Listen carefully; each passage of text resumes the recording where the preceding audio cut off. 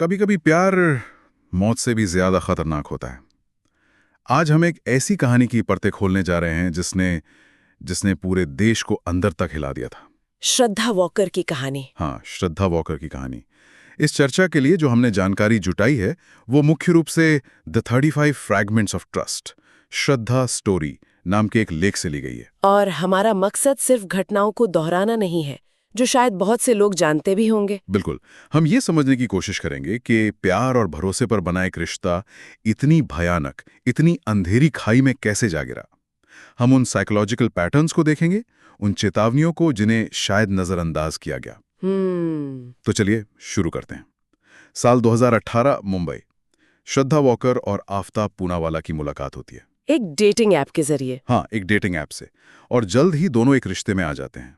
बाहर से देखने पर ये एक आम मॉडर्न लव स्टोरी जैसी लगती थी, लेकिन इस कहानी में दरारें बहुत जल्दी पड़नी शुरू हो गई थी, है ना? बिल्कुल। श्रद्धा के परिवार और दोस्तों को कुछ ऐसा दिख रहा था जो शायद श्रद्धा उस वक्त नहीं देख पा रही थी।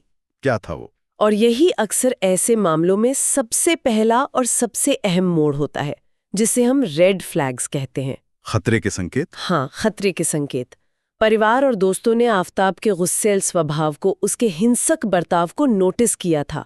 उन्होंने श्रद्धा को आगाह भी किया, लेकिन श्रद्धा का जवाब हमेशा वही होता था। हाँ, वो बदल जाएगा, वो मुझसे प्यार करता है, ये जो उम्मीद है ना, वो बदल जाएगा। ये मनोवैज्ञानिक तौर पर बहुत ज्यादा शक्तिशाली होती है। ये उम्मीद इतनी शक्तिशाली क्यों होती है? मतलब कि इंसान अपने आसपास की सच्चाई को भी नकारने लगता है। इसके पीछे कई मनोवैज्ञानिक कारण हैं। एक है जिसे ट्रॉमा बॉन्डिंग कहते हैं। इसमें क्या होता है कि दुर्व्यवहार और फिर उसके बाद मिलने वाले प्यार या माफी का एक चक्र बन जाता है। एक साइकिल। हाँ, एक साइकिल। जब आफताब हिंसक होता था तो उसके बाद वो शायद माफी मांगता होगा, प्यार जताता होगा। ये उतार चढ़ाव एक बहुत मजबूत और मैं कहूँगी खतरनाक भावनात्मक जुड़ाव बना देता है। अच्छा। पीड़ित को लगने लगता है कि वो उस अच्छे इंसान को वापस ला सकता है अगर वो थोड़ी और कोशिश करे।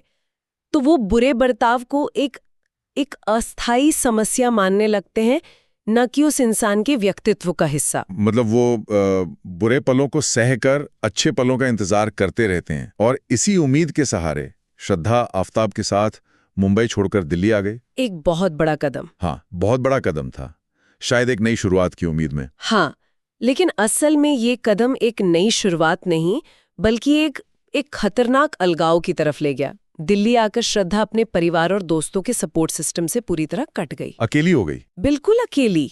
मेहरौली का वो छोटा सा फ्लैट अब उसकी पूरी दुनिया थी, और उस दुनिया में सिर्फ वो और आफताब थे।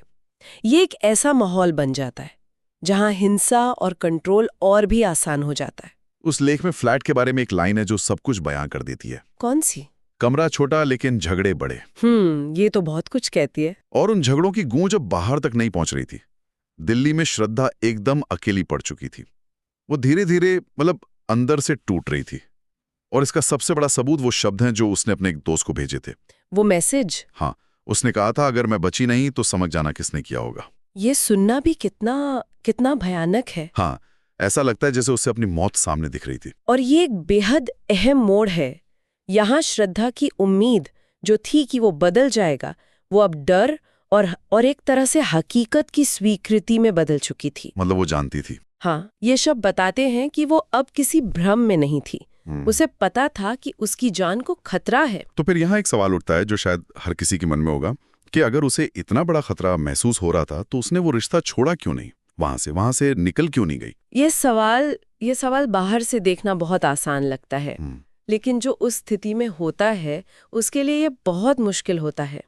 इसे साइकोलॉजिकल पैरालिसिस या मनोवैज्ञानिक लाचारी कह सकते हैं। सालों के भावनात्मक और शारीरिक शोषण के बाद इंसान का आत्मविश्वास पूरी तरह खत्म हो जाता है। अच्छा। उसे लगने लगता है कि वो अकेला कुछ नहीं कर सकता, कि उसके पास जाने के लिए कोई जगह नहीं है।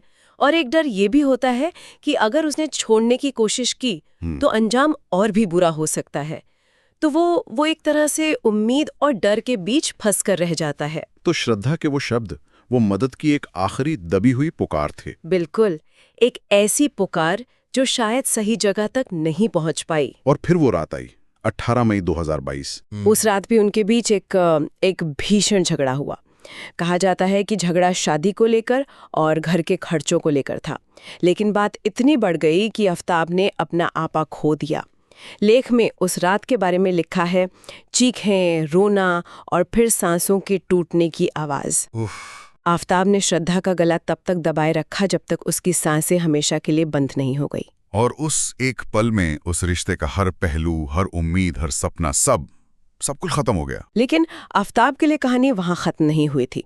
असल में उसके दिमाग में तो कहानी का सबसे खौफनाक अध्याय अब शुरू हो रहा था। हाँ, किसी की हत्या करना गुस्से या आवेश में हो सकता है, लेकिन आफताब ने श्रद्धा की मौत के बाद जो किया वो किसी ठंडे दिमाग वाले अपराधी की निशानी लगता है। बिल्कुल। हत्या के बाद उसका व्यवहार उसकी मानसिकता के बारे में बहुत कुछ बताता है। उसने सबूत मिटाने की एक बहुत सोची समझी योजना बनाई। जैसे श्रद्धा के शरीर के 35 टुकड़े करना, उन्हें रखने के लिए बाजार जाकर एक नया 300 लीटर का फ्रिज खरीदना और फिर 18 दिनों तक हर रात अंधेरे में जंगल जाकर उन टुकड़ों को फेंकना। ये सब आवेश में नहीं किया जा सकता। इसके लिए एक अलग ही तरह की मानसिक क्रूरता और डिटैचमेंट चाहिए। ये डिटैचमेंट शब्द ये बहुत अहम है। मतलब वो भावनात्मक रूप से उस घटना से पूरी तरह अलग हो चुका था। हाँ, क्योंकि ये समझना नामुमकिन लगता है कि कोई इंसान उसी घर में सामान्य तरीके से कैसे रह सकता है, नेटफ्लिक्स देख सकता है, खाना ऑर्डर कर सकता है, जबकि फ्रिज में उसकी प्रेमिका की लाश के टुकड़े पड़े हों। इसी को मनोवैज्ञानिक भाषा में कंपार्टमेंटलाइजेशन कहते हैं। क्या कहते हैं? कंपार्टमेंटलाइजेशन, यानी अपने दिमाग के अलग अलग हिस्सों में अपनी भावनाओं और अपने कर्मों को बंद कर देना। ये अक्सर गंभीर मनोरोगों में देखा जाता है, जैसे साइकोपैथी या गंभीर नार्सिसिस्टिक पर्सनालिटी डिसऑर्डर।